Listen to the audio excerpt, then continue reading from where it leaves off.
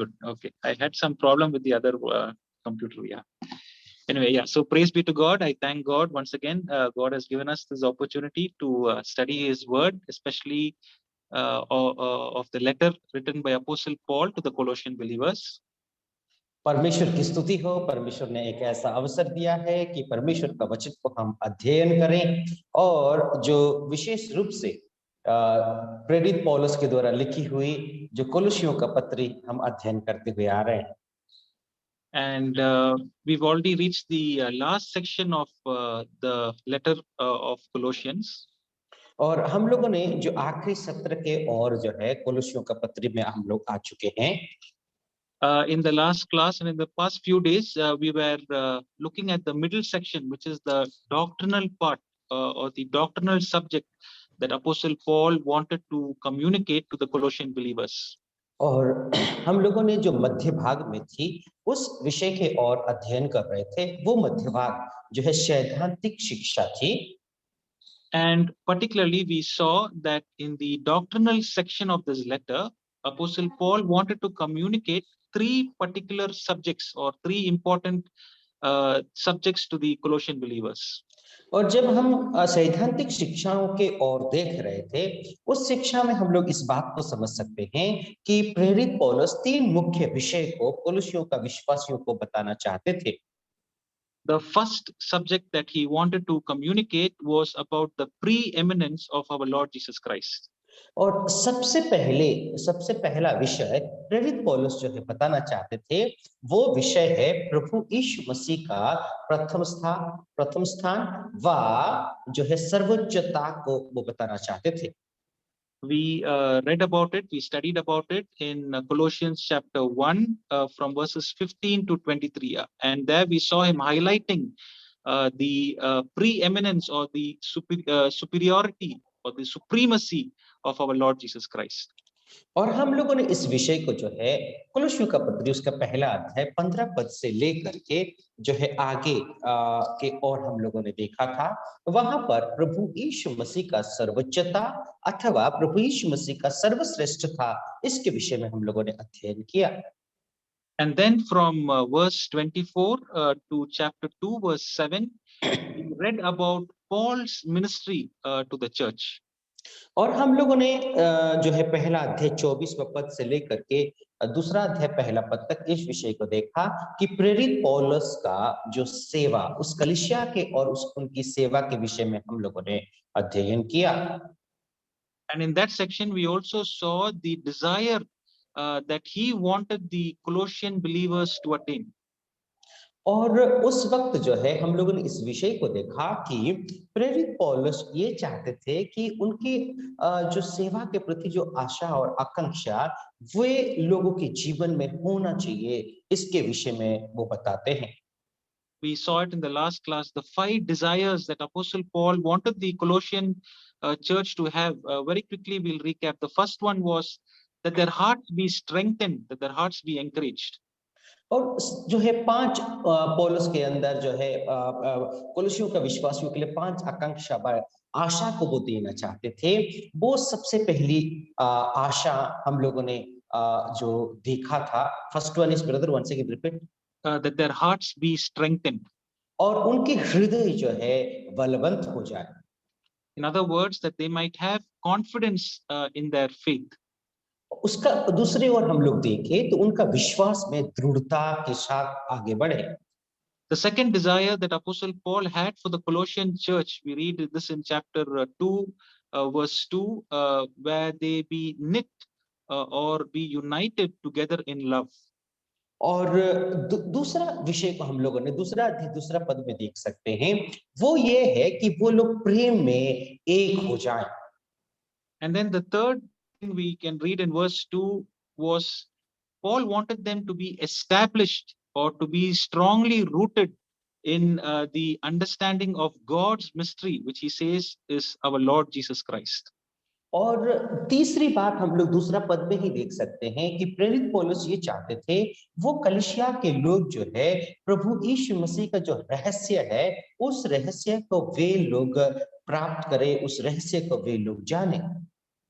In verse 6, we see the fourth desire. He wanted the Colossian believers to walk in Christ. और छठवां पद में इस विषय को हम लोग देखते हैं कि प्रेरित पौलुस चाहते थे कि कुलुसियों का विश्वासी वे लोग विश्वास में मसीह में वे लोग चले। And then the last desire that Apostle Paul had for this church was that they abound, or they have this attitude of thanksgiving in their lives. और हम लोग जो है सातवां पद में इस बात को देखते हैं, जो आखिरी बात है, वो लोग जो है प्रभु यीशु मसीह में अधिकायत रीति से धन्यवादी होकर के चले। So in that particular section, we can learn about Paul's ministry to the church, and particularly his desire that he had for the Colossian believers. और यहाँ पर हम लोग देखते हैं कि प्रेरित पौलुस का जो है मसीह यीशु के लिए जो सेवा है, और उसके साथ साथ उस कलीसिया के लिए वो कैसे आशा रखते हैं। Then in the third section, or the third important subject that Apostle Paul wanted to communicate to the Colossian believers was about the false teachings that was creeping into the church. और जो है वो तीसरी विषय वो इसी बात का शिक्षा देना चाहते थे, वो विषय ये है कि जो कलीसिया में जो झूठा शिक्षा धीरे धीरे प्रवेश कर रहा था, उसके विषय में वो चिताना चाहते थे। And particularly there were four false teaching or false heresies that we found Apostle Paul is mentioning in these verses. और हम लोग इन वचनों को जब देखते हैं तो चार ऐसे झूठे शिक्षाओं को प्रेरित पौलुस हमें बताते हैं। We find him addressing this issue from verses 8 till the end of chapter 2. और हम लोग दूसरा अध्याय का 8वां पद से लेकर के जो है आखिरी पद तक, दूसरा अध्याय का आखिरी पद 23वां पद तक हम इस विषय को देख सकते हैं। The first one is we saw was on philosophy or wisdom that is without Christ. और जो है पहला जो विषय था वह झूठा शिक्षा, वो है दार्शनिक शास्त्र जहां पर प्रभु यीशु मसीह था ही नहीं। Apostle Paul reminded them that wisdom without Christ comes from human tradition. It comes from evil spirits. That's where the origin of wisdom without Christ is from. सो मेरे प्यारो, प्रभु यीशु मसीह के बिना जो बुद्धि आता है वो बुद्धि परमेश्वर की ओर से नहीं बल्कि मनुष्य के ओर से है। And in verse 9 he says, as children of God, we are complete, we are filled in Christ Jesus. और जो है 9वां पद में इस विषय को देखते हैं, प्रभु यीशु मसीह में हम परिपूर्ण हैं। हम जो है परिपूर्णता के साथ प्रभु यीशु मसीह में स्वदेह से वास करते हैं। The second false teaching that Apostle Paul is addressing, we find from verse 11 to 17, we saw was legalism, or where people wanted to follow the Old Testament or the Mosaic law. और जो है दूसरा छोटा शिक्षा 11 पद से 17 पद में हम लोग देख रहे थे, वहां पर जो है हम लोग नियम और कानून व व्यवस्था को पालन करने का विषय को देख सकते हैं। जो व्यवस्था की जो पुराने नियम का व्यवस्था, वहां पर परंपराओं को वे लोग पालन करने के विषय देख सकते हैं। We read about it in verse 16. There were a lot of regulations. There were dietary regulations. They were asked to follow the festivals. They were asked to circumcise. All this to please God. और 16 पद में हम लोग देखते हैं कि वे लोग क्या कर रहे थे, बहुत सारे परंपराओं को वे लोग पालन कर रहे थे, बहुत सारे पर्व और त्योहार को वे लोग मना रहे थे, ताकि उन पर्व और त्योहारों से वो परमेश्वर को प्रसन्न कर सके।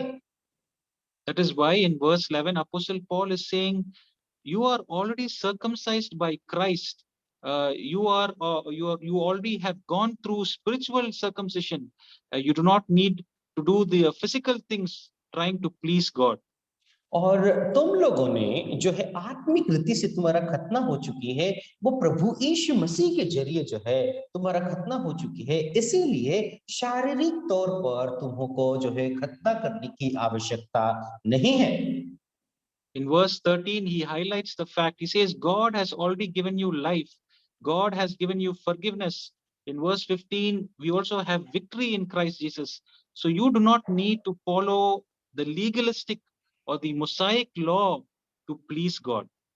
सो 13 पद में इस विषय को देखते हैं कि प्रभु यीशु मसीह में तुम्हें जीवन मिली है, प्रभु यीशु मसीह में तुम्हें छुटकारा मिली है, और इसीलिए आपको जो है आपको जो मूसा का जो व्यवस्था को फिर से वहां पर जो पर्व और त्योहार हैं उनको पालन करने की आवश्यकता नहीं है। Then from verses 18 to 19, we saw the next false teaching that Apostle Paul addressed was on mysticism, or where the teaching that they needed to worship supernatural beings or angels. और जो है 18 और 19 पद में इस विषय को देखते हैं, वो है जो है अदृश्य जीवों को आराधना करने की विषय में हम लोग देख सकते हैं। Paul already addressed this issue while he was talking about the preeminence of Jesus Christ. He says Jesus Christ is the creator of both the visible and the invisible world. And so in this section, he says, you do not need to worship angels or any other spiritual beings, because Jesus Christ is the head, and all you need to do is to hold fast to the head. सो इस बात को हम लोग देख सकते हैं, already प्रेरित पौलुस कह चुके हैं कि प्रभु यीशु मसीह ही सर्वोच्च सर्वश्रेष्ठ परमेश्वर, और उसके साथ साथ वो ही अदृश्य और दृश्य चीजों का, सभी चीजों का जो है सृष्टि करने वाला परमेश्वर। इसीलिए आपको इन अदृश्य चीजों को आराधना करने की आवश्यकता नहीं है करके वो बताते हैं। The other false teaching that Apostle Paul addressed from verses 20 to towards the end 23, we saw was asceticism, or where people used to deny legal pleasures, or people used to put rules to avoid any kind of pleasures, self-denial. और हम लोग 20वां पद से जो है 23वां पद तक जो है दूसरा झूठा शिक्षा वहां पर थी, वो है जो है सन्यासी बन जाना, अपने आप को मारना, उठना, या फिर जो है सब कुछ दुनिया का जो भोग विलास है, आनंद खुशी है, सब कुछ को परित्याग करके जो है एक सन्यासी का जीवन व्यतीत करना, ऐसे शिक्षा भी उस कलीसिया में प्रवेश किया था। Paul reminds them in verse 20, he says, you have already died and raised in Christ, and such teachings, the origin is from the elemental spirits or from the evil spirits. And he says, putting such rules of self-denial will not help you to please God or to conquer the problem of sin in your hearts. सो इस बात को प्रेरित पौलुस कहते हैं, प्रभु यीशु मसीह में आपको जो है पाप से विजय मिल चुका है, उस जीवन आपको मिल चुकी है, और आप यदि अपने आप को इनकार करते हैं या फिर एक सन्यासी का जीवन व्यतीत करने का प्रयास करते हैं, तो पाप से आप विजयी नहीं हो सकते हैं। And so after addressing this four false teachings, now Apostle Paul is going to move to the practical application of all the doctrines that he is taught from chapters 1 and 2. और ये सब झूठे शिक्षाओं के विषय में जो सैद्धांतिक शिक्षाओं को देने के बाद जो है प्रेरित पौलुस अभी व्यवहारिक जीवन के ओर आते हैं। In other words, after telling that all wisdom is found in Christ, he's now going to sort of exhort them, or to show the implications of how it is to be seen in their practical living. और दूसरी ओर हम लोग देखें तो प्रभु यीशु मसीह में हम जो है हमें बुद्धि ज्ञान सब कुछ मिली है, वो ज्ञान और बुद्धि आज जो है हमें कैसे उसको व्यवहारिक जीवन में लाना है, कैसे इस्तेमाल करना है। Now, the practical section in chapters 3 and 4 can actually be divided broadly into 4 parts. और जो है तीसरा अध्याय और चौथा अध्याय को यदि हम लोग विस्तार रीति से विभाजन करें तो 4 भागों में हम विभाजन कर सकते हैं। From chapter 3, from verses 1 to 17, we can find, as we study it verse by verse, we can find that Apostle Paul here is telling us on how Christian conduct, that the knowledge of this doctrine, how it is going to affect our Christian conduct or our Christian walk. और तीसरा अध्याय का पहला पद से 17वां पद यदि हम लोग देखेंगे तो वहां पर इस विषय को हम लोग देखते हैं, जहां की एक मसीही जीवन में कैसा एक प्रभावशाली जीवन को हम लोग व्यतीत कर सकते हैं। And then the second section from from verses 18, 3 verse 18 towards the end, we find about how the knowledge of Christ should also affect our house or our household. और तीसरा अध्याय का 18 पद से लेकर के 25वां पद तक यदि हम लोग देखेंगे तो परमेश्वर का ज्ञान हमारा परिवार में कैसा प्रभाव डालना चाहिए इस विषय को हम लोग देख सकते हैं। Then in chapter 4 till verse 6, we can find how the knowledge of Christ should affect a Christian speech, the way we talk. और हम लोग इस बात को चौथा अध्याय का पहला पद से छठवां पद तक यदि हम लोग देखेंगे तो मसीही जीवन में जो है कैसा हम बातचीत करें उस व्यवहारिक बातों में जो है कैसा प्रभाव डालना चाहिए व प्रभावशाली होना चाहिए उस विषय को देख सकते हैं। Then from the last section from chapter 4 verses 7 to 18, we are going to read about a lot of Christian friends reminding us of what we have to the friend circle that we need to have as Christians. और हम लोग देख सकते हैं कि चौथा अध्याय 7वां पद से 18 पद तक वहां पर यदि हम लोग देखेंगे तो हमें ये समझ में आता है कि मसीही लोगों का जो दोस्त हैं उन दोस्तों के विषय में वो क्या करते हैं अंतिम अभिवादन देते हैं उनको याद करते हैं और धन्यवादी हैं। So today we will look at the first practical section, which is on Christian conduct. और सबसे पहला विषय जो है एक मसीह जीवन का व्यवहार कैसा होना चाहिए वो सबसे पहला विषय को हम आज अध्ययन करेंगे। So keeping that in mind, shall we read from verses 1 to 4, Colossians chapter 3 from verses 1 to 4. आइए हम लोग कोलोसियों का पत्री उसका तीसरा अध्याय पहला पद से चौथा पद तक हम लोग पढ़ लेते हैं। अतः जब तुम मसीह के साथ जिलाए गए तो स्वर्गीय वस्तुओं की खोज में रहो जहां मसीह विद्यमान है और परमेश्वर के दाहिनी ओर बैठा है। पृथ्वी पर की नहीं परंतु स्वर्गीय वस्तुओं पर ध्यान लगाओ क्योंकि तुम तो मर गए और तुम्हारा जीवन मसीह के साथ परमेश्वर में छिपा हुआ है। जब मसीह जो हमारा जीवन है प्रकट होगा तब तुम भी उसके साथ महिमा सहित प्रकट किए जाओगे। Apostle Paul starts off the section by saying since or therefore, and it shows it connects to the doctrinal section. Only when we know about Christ, only when we know certain things can we apply it in our practical life. और यहाँ पर हम लोग अतः का शब्द को हम लोग देख सकते हैं। अतः का शब्द मतलब सबसे पहले प्रेरित पौलुस सैद्धांतिक शिक्षाओं को ऑलरेडी दे चुके हैं। अभी क्या करते हैं वो सैद्धांतिक शिक्षा व मसीह का ज्ञान को प्राप्त करने के बाद अभी व्यवहारिक जीवन के ओर वे आते हैं। In other words, he's saying, since you know that you have now been risen with Christ, that your life is in Christ, you are complete in Christ, what you should do now is repeating one phrase 2 times.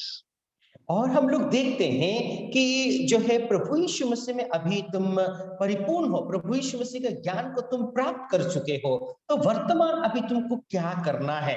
पर प्रभु यीशु मसीह में तुम परिपूर्ण हो तो अभी तुमको क्या करना है।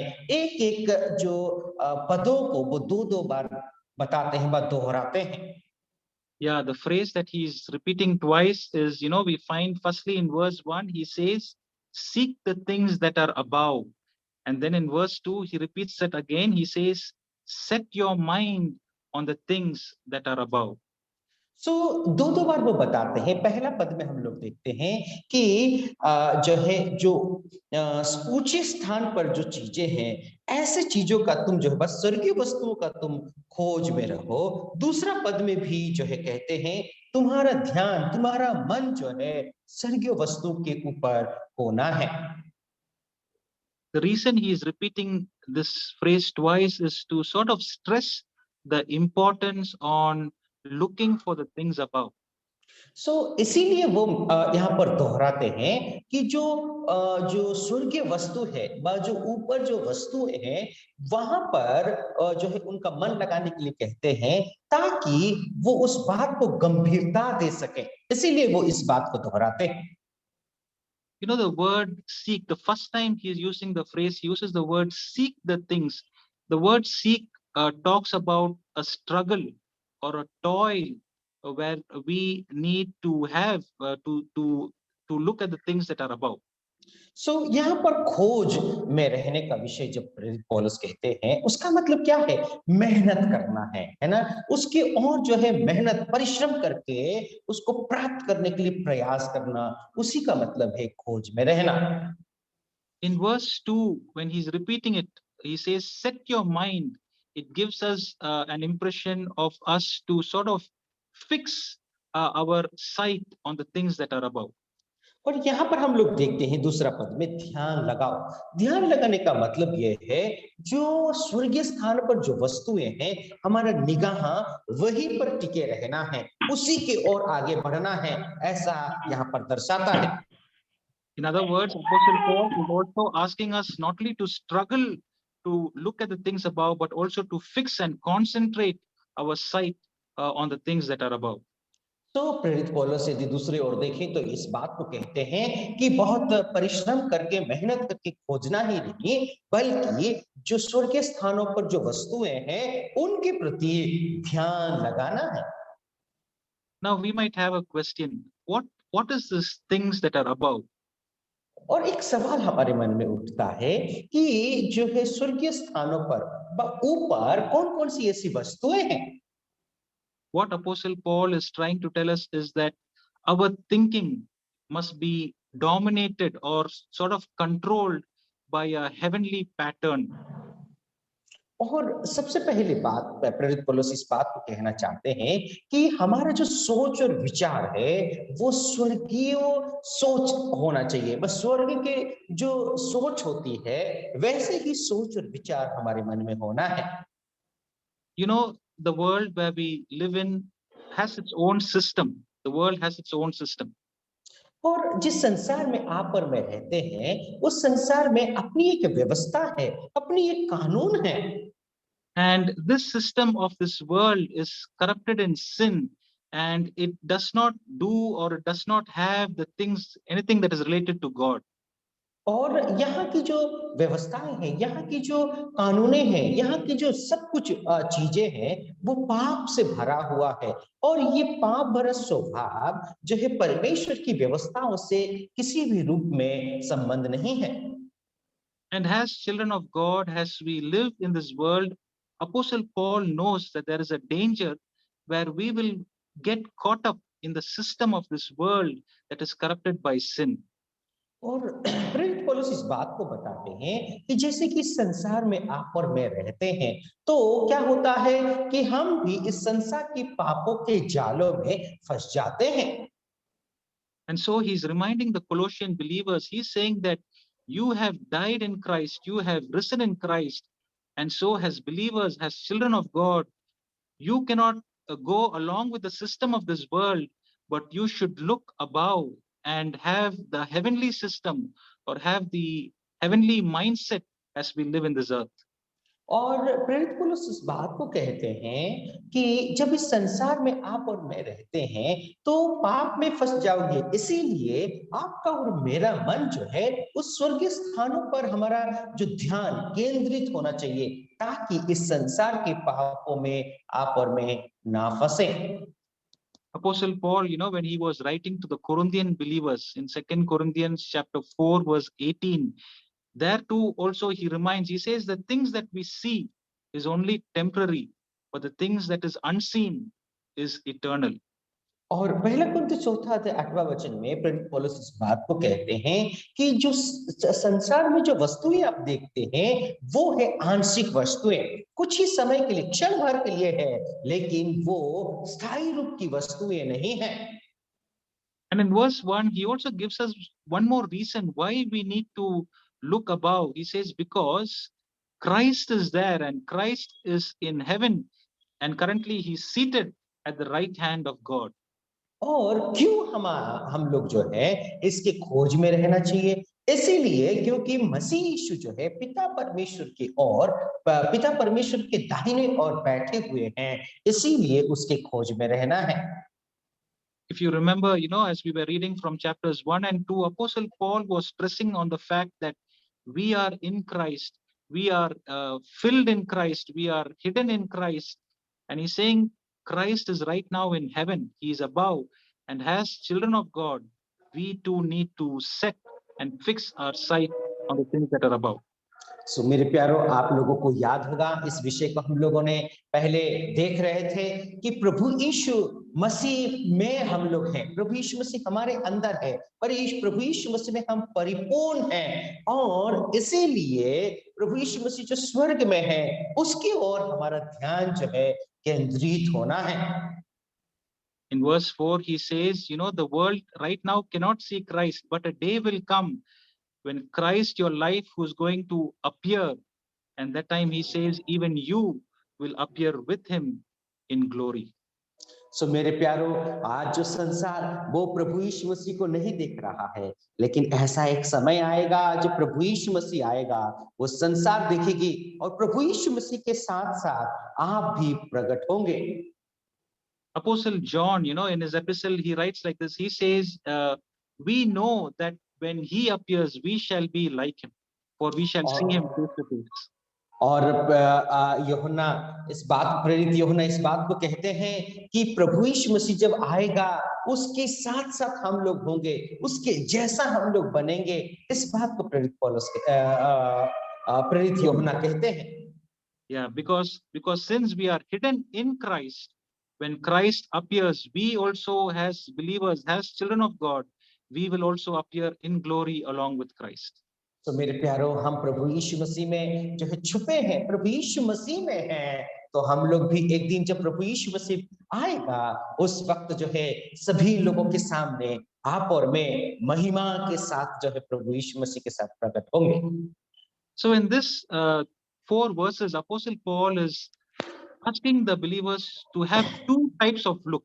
The first one is to look upward, and the second one is to look forward. और मेरे प्यारो, प्रेरित पौलुस जो है पहला पद से चौथा पद तक प्रेरित पौलुस इस बात को कहते हैं कि 2 तरह का ध्यान केंद्रित होना है। वो ध्यान हमें जो है स्वर्ग के ओर ऊपर के ओर जो है हमारा ध्यान लगाना है, और उसके साथ साथ आगे के ओर हमारा ध्यान केंद्रित होना है। Apostle Paul reminds that as believers, we are not only to look downward on the earthly things. He's going to address that issue in the next section.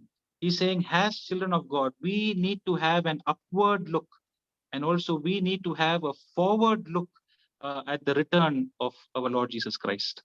तो मेरे प्यारो, जो प्रेरित पौलुस इस बात को कहते हैं कि ये सांसारिक वस्तुओं के प्रति जो धरती की चीजें हैं, ऐसे चीजों के और जो है हमारा ध्यान नहीं लगाना है, जैसे कि आगे की अध्यायों में प्रेरित पौलुस कहते हैं, बल्कि हमारा ध्यान जो स्वर्गीय वस्तु के ऊपर और उसके साथ साथ आगे के और भविष्य के और जो है हमारा ध्यान केंद्रित होना है। इस बात को प्रेरित पौलुस शिक्षा देते हैं। Dear brothers and sisters, let me just sort of exhort or encourage you to just examine your own life as we're going to start a new day today. Are the things that we have planned for today, is it having an upward look? Is it having a forward look? Let us examine our own lives as we're going to start this new day. सो मेरे प्यारो, आज एक नया दिन आप और मैं शुरू कर रहे हैं। आइए हमारे जीवन में जो है परीक्षण करें, हमारी योजनाओं को हम परीक्षण करें। क्या हमारा सोच और विचार, हमारा जो योजनाएं, क्या जो है स्वर्गीय वस्तु के ऊपर है, या फिर आने वाला भविष्य के लिए, वो प्रभु के लिए हम जो योजना बनाए हैं, इस बात को हमारे जीवन से, हमारी योजनाओं को हम परीक्षण करें। Now in the following verses, Apostle Paul is going to talk about putting off certain things and putting on certain things. अभी प्रेरित पौलुस जो है आगे की ओर हमें इस बात को बताते हैं, कुछ चीजों को हमें बाहर निकाल करके फेंकना है, कुछ ऐसे चीजें हैं हमें पहनना भी है। In other words, I think he's got this image of, wearing a dress, and he's saying there are certain dress you need to take out, and there is certain dress or garments that as believers we need to put back on. सो ऐसा एक चित्रण को प्रेरित पौलुस यहाँ पर बताते हैं, जैसे कि कोई व्यक्ति जो है वस्त्र को परिधान करता है व पहनता है, जैसे कि कुछ ऐसे चीजें हैं, ऐसे तत्व हैं, उस चीजों को आपको बाहर निकाल करके फेंकना है, कुछ ऐसे चीजें हैं आपको उसको पहनना है। From verses 5 to 11, he is talking about certain things that we need to take off. और 5वां पद से 11 पद तक प्रेरित पौलुस कहते हैं कुछ ऐसे चीजें हैं हमें हमारे जीवन से उतार देना चाहिए। And then from verses 12 to 17, he's saying there is a certain kind of dress that we as believers need to put on. और 12 पद से 17 पद तक प्रेरित पौलुस कहते हैं हम जो विश्वासी हैं ऐसे कुछ ऐसे वस्त्र हैं हमें पहन लेना चाहिए। So, firstly, we will look at the first section where Apostle Paul is asking us to put off certain things. And keeping that in mind, shall we read verses 5 to 11? और जो है 5वां पद से 11 पद तक कुछ चीजों को उतारने के लिए प्रेरित पौलुस कहते हैं। क्या हम लोग 5वां पद से 11 पद तक पढ़ लेते हैं? इसलिए अपने उन अंगों को मार डालो जो पृथ्वी पर हैं, अर्थात व्यभिचार, अशुद्धता, दुष्कामना, बुरी लालसा और लोभ को जो मूर्ति पूजा के बराबर है। इन्हीं के कारण परमेश्वर का प्रकोप आज्ञा न मानने वालों पर पड़ता है। और तुम भी जब इन बुराइयों में जीवन बिताते थे तो इन्हीं के अनुसार चलते थे, पर अब तुम भी इन सब को अर्थात क्रोध, रोष, वैरभाव, निंदा और मुंह से गालियां बकना ये सब बातें छोड़ दो। एक दूसरे से झूठ मत बोलो, क्योंकि तुमने पुराने मनुष्यत्व को उसके कामों समेत उतार डाला है और नए मनुष्यत्व को पहन लिया है, जो अपने सृजनहार के रूप स्वरूप के अनुसार ज्ञान प्राप्त करने के लिए नया बनता जाता है। उसमें ना तो यूनानी रहा, ना यहूदी, ना खतना रहित, ना जंगली, ना स्फूर्ति, न दास, न स्वतंत्र, केवल मसीह ही सब कुछ और सब में है। Apostle Paul is in these verses talking mainly about sanctification.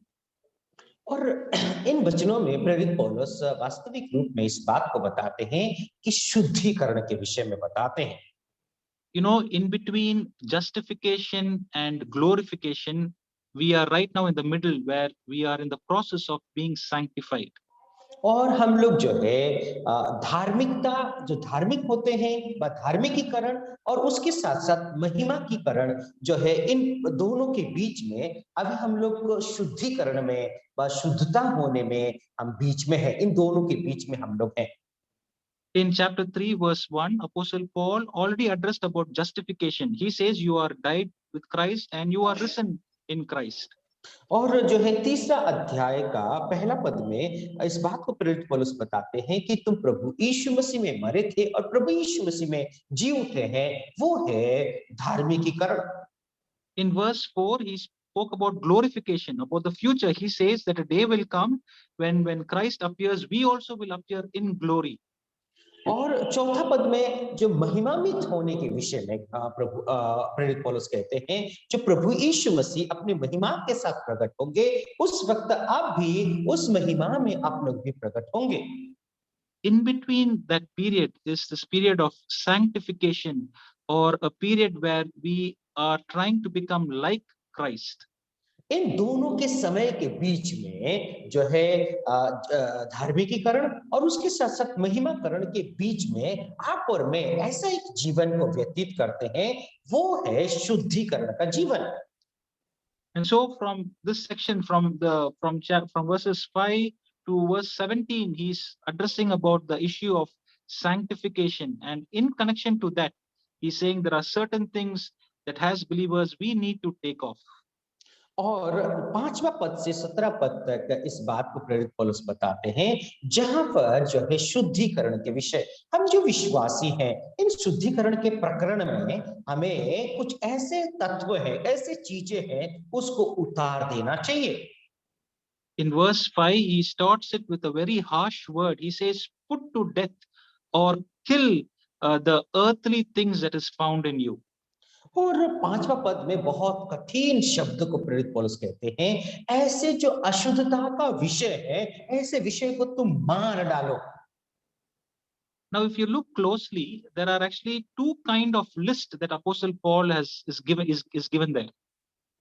और यहाँ पर यदि बहुत ध्यान पूर्वक आपका ध्यान यदि उन वचनों के प्रति होगा तो दो विषय को जो है प्रेरित पौलुस बताते हैं। In verse 5, we see a list of sins that he's mentioning, and then the second list we find in verse 8 and 9. और जो है पहला जो लिस्ट है बस क्रम सूची है, उस क्रम सूची में जो पापों की जो सूची प्रेरित पौलुस देते हैं और 8वां पद में दूसरा ऐसा एक और सूची को देते हैं। In the first list, if you look closely, it is all about the internal issues or internal things that is found in a believer. और जो है यदि 5वां पद में हम लोग देखेंगे तो एक व्यक्ति के जीवन में, एक विश्वासी के जीवन में जो अंदरूनी तौर पर जो पाप बकरा हम लोग पाते हैं, उस विषय को हम लोग वहां पर देख सकते हैं। Or in other words, a normal person, the things that he feels inside him, Apostle Paul is mentioning all those and he's saying, as children of God, these are things that we need to kill. और एक विश्वासी होने के नाते एक विश्वासी जो है अंदरूनी तरीके से जो है उसका अंतरात्मा से वो उन पापों को, उन चीजों को अनुभव करता है, उन वस्तुओं को, उन ऐसे तत्व को मार डालने के विषय में प्रेरित पौलुस कहते हैं। And when we read the list, we find, it starts with action and it ends to idolatry, which is the motive or which is the source or the cause of all the sin. और सबसे पहले जो है ऐसे कर्मों से शुरू होता है, फिर बाद में आखिरी में जो मूर्ति पूजा है, जो हर तरह का पापों और बुराइयों का जड़ है, ऐसे विषय से वहां पर अंत करते हैं। You can see the seriousness of sin, coming down. He first starts by saying sexual immorality, then it comes down to impurity, it comes down to passion, evil desire, greed, and then finally he's saying the source of all this is idolatry. ऐसे तरीके से वो क्रम सूची देते हैं। देखिए यहाँ पर जो है सबसे पहले व्यभिचार, अशुद्धता, दुष्कामना, बुरी लालसा और लोभ, और ये सब कुछ का जो जड़ होता है वो है मूर्ति पूजा। What is idolatry? Idolatry is basically not worshipping the true God, but worshipping ourselves. मेरे प्यारो, जो मूर्ति पूजा होता क्या है? जो सच्चे परमेश्वर को आराधना ना करके अपने आप की पूजा करना, वही है मूर्ति पूजा। Apostle Paul says that is the root of all problem. When we stop worshipping God and when we start worshipping ourselves, we can see that it starts from there and then it goes to the extreme, which is sexual immorality. और प्रेरित पौलुस इस बात को कहते हैं, हर तरह का बुराई का जड़ क्या है? सच्चे परमेश्वर को आराधना ना करके, सच्चे परमेश्वर का बढ़ाई ना करके अपने आप को बढ़ाई करना, अपने आप को आराधना करना। आप देखिए उसकी गंभीरता को, आखिरी में जो है व्यभिचार में वो प्रवेश कर देता है। Especially the world we live in, the system of this world is where they encourage us to push or to give more esteem, self-esteem to ourselves. और अब संसार की ओर के देखो, इस संसार जो है किस विषय को महत्व देता है? वो महत्व इसीलिए देता है कि अपने आप को जो है बढ़ाई करे, अपने आप को जो है लोगों के सामने मैं सर्वश्रेष्ठ हूँ, इसकी ओर जो है इस संसार बढ़ावा देता है। In other words, even in our practical life, this is a world, where we take a lot of selfies. We take our mobile phone and we take a lot of selfie. What is selfie? It is all about ourself. It is all about self-esteem. और मेरे प्यारों, इस संसार की ओर के देखो, बहुत सारे लोग जो है सेल्फी लेते हैं। ये सेल्फी क्या होता है? अपने आप को जो है प्रथम स्थान देना या अपने आप को बढ़ावा देना, यही होता है selfie. Now, it is not wrong to take a selfie. The reason the reason I'm telling it is that there is a danger, that we give more importance to ourselves. And Apostle Paul says that is idolatry. When we start worshipping ourselves, that becomes that is the danger. That is where it all starts off. मेरे प्यारो, selfie लेना कोई पाप नहीं है, बुरी बात नहीं है, लेकिन जो है अपने आप को जो है सर्वश्रेष्ठ करना, बढ़ावा देना, वही है बुराई और पाप का जड़ है। वही है, वहीं से ही पाप शुरुआत होती है। इस बात को ही यहाँ पर प्रेरित पौलुस जो है अपने आप को बढ़ावा देने के विषय में कहते हैं। And as children of God, we need to examine ourselves. The things that we do, are we doing it for ourselves, or are we having this heavenly mindset, and are we doing it for the things of heaven? मेरे प्यारो, जब हम इस संसार में हम लोग काम करते हैं व कुछ भी कार्य को करते हैं, क्या अपना मन जो है संसारिक वस्तुओं के प्रति ध्यान लगा करके उन कर्मों को, उन कामों को करते हैं, या फिर जो स्वर्गीय वस्तुओं के प्रति हमारा ध्यान लगा करके उन कामों को करते हैं? Apostle Paul gives them two reasons why they should not, or why they should put off this thing off from their life. और प्रेरित पौलुस दो कारण ऐसे बताते हैं, ऐसे वस्तुओं को, ऐसी चीजों को अपने जीवन से जो है उतार देने के लिए, दूर करने के लिए, अपने मन से, अपने विचार से दूर करने के लिए वो बताते हैं। The first reason in verse 6, he's saying you have to put it off, you have to kill it. Why? Because the wrath of God is coming on these things.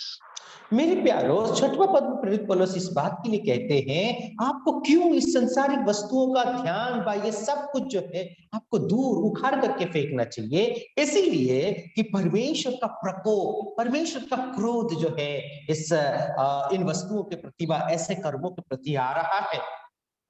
You know, when I referred to the original language in Greek, it actually is meaning in the present tense, where the wrath of God is already come and it will come in its fullest in the future.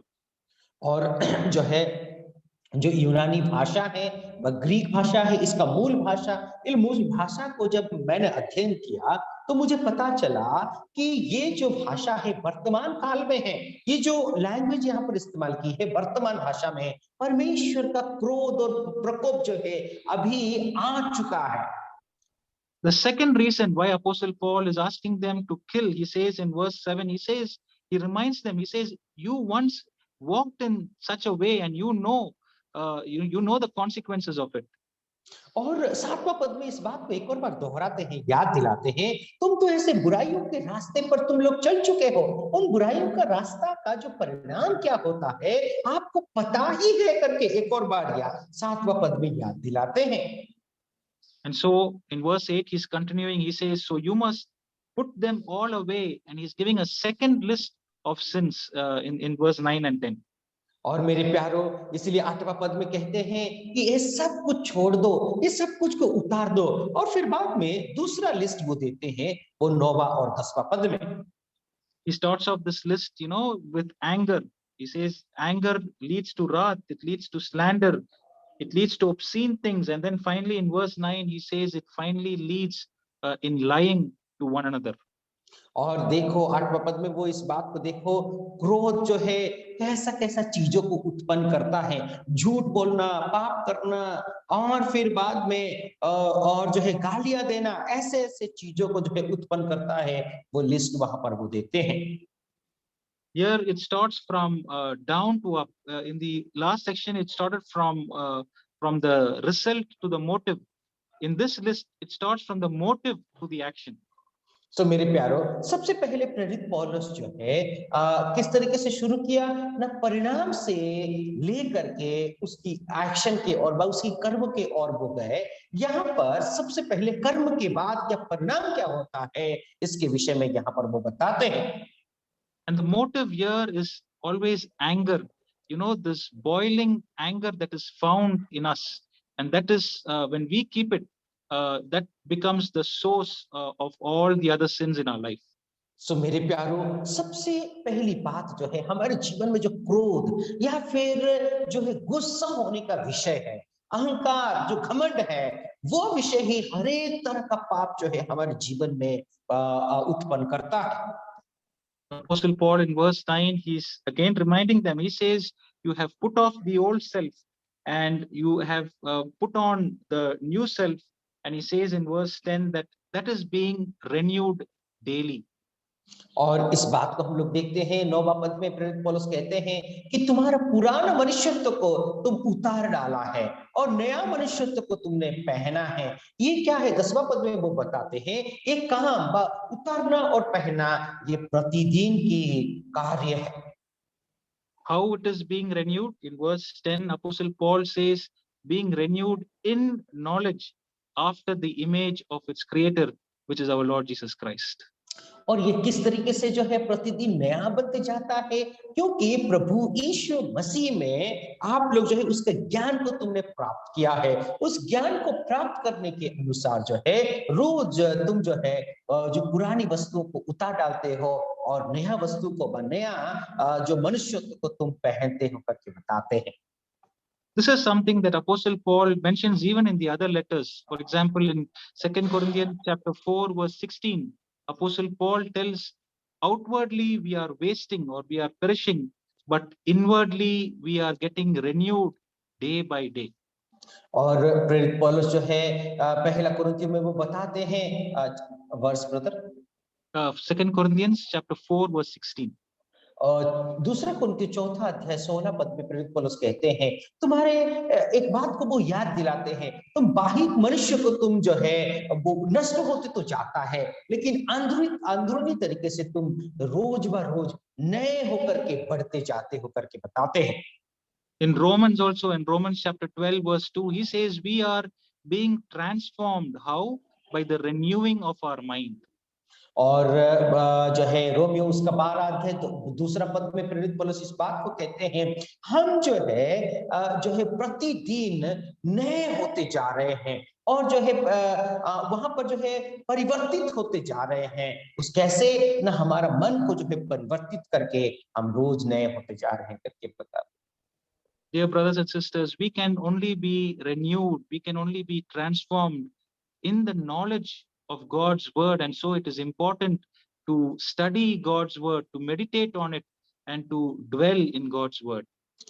सो मेरे प्यारो हम जो है रोज नए बन सकते हैं वो कैसे ना परमेश्वर का ज्ञान को प्राप्त करके परमेश्वर के ज्ञान परमेश्वर का वचन के ज्ञान को प्राप्त कर सकते करके जो है रोज हम लोग नए और नए बनते जा सकते हैं You know, that was actually the desire of God. You know, when we look at how, when God created Adam and Eve, in fact, Adam, he created him in the image of God, just to be like him.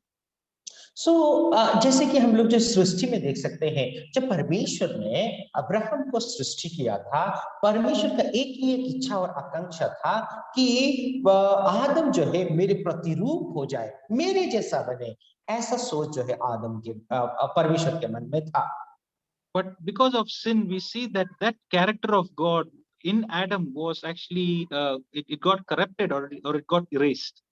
सो मेरे प्यारो आदम का पाप के कारण जो है जो स्वभाव परमेश्वर की स्वभाव जो थी उसके प्रतिरूप की स्वभाव थी वो जो है भ्रष्ट हो गया नष्ट हो गया But then we find later on in Christ Jesus, we are again become children of God, and as being children of God, the reason why he saved us is so that we can become like his son, our Lord Jesus Christ.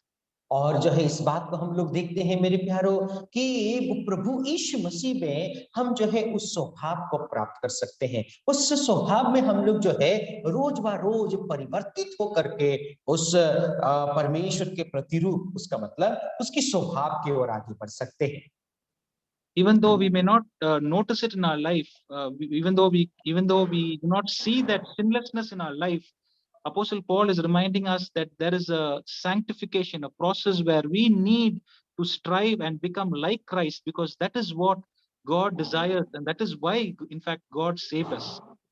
सो मेरे प्यारो हम तो निष्पापी नहीं तो हो सकते हैं लेकिन हमारा मन को रोज ब रोज शुद्धिकरण करके उस जो है पाप से हम लोग दूर हो सकते हैं और जो है रोज ब रोज प्रभु यीशु मसीह के करीब हो सकते हैं इस बात को प्रेरित पौलुस हमें याद दिलाते हैं That is why Apostle Paul in verse 4 reminded, he says that, of course, there is coming a day when we will become like Christ, but as we live in this world, we need to strive and become or have the Christ likeness in our character. और चौथा पद में प्रेरित पौलुस इस बात को याद दिलाते हैं हाँ ऐसा एक दिन आएगा जो प्रभु यीशु मसीह के महिमा में हम लोग जो है परिवर्तित हो जाएंगे प्रभु यीशु मसीह का महिमा हमें मिलेगी लेकिन अभी हमें प्रयास करना है हम शुद्धता के और जो है शुद्ध होकर के शुद्धिकरण के और हमें प्रयास करना है करके प्रेरित पौलुस अभी हमें याद दिलाते हैं In verse 11, he reminds the Colossian believers, he says, when you are in Christ, there is not going to be any distinction in you, but when you are in Christ, you are all equal, you are all one, because Christ is all and he is in all. सो जो है 11 पद में प्रेरित पौलुस इस बात को याद दिलाते हैं तो प्रभु यीशु मसीह में आप सबके सब जो है भेद नहीं आप सभी लोगों के बीच में कोई भेद नहीं है अंतर नहीं है प्रभु यीशु मसीह में आप सबके सब एक हैं और प्रभु यीशु मसीह में आप जो है एक हो करके जो है परिपूर्ण है करके प्रेरित पौलुस जो है 11 पद में कुलुसियों का विश्वासियों को याद दिलाते हैं If you look closely, you know, in verse 11, he says, there is no Greek or Jew. So in other words, Apostle Paul is saying that there is no national difference when a person is in Christ. सो जो प्रभु यीशु मसीह में कोई भी व्यक्ति जो है, ना यहूदी है ना यूनानी, सबके सब एक है। जो जो देश होती है उस देश में भी कोई अंतर नहीं है। प्रभु यीशु मसीह में हम सबके सब एक है। The second one is, he says, circumcised and uncircumcised. In other words, he says there is no religious difference when a person comes in Christ. सो जो है धर्म के में भी कोई अंतर नहीं है, ना खतना रही, सबके सब एक है करके प्रेरित पौलुस बताते हैं। Thirdly, he's taking this word of a barbarian. Barbarian is actually a person who does not speak Greek.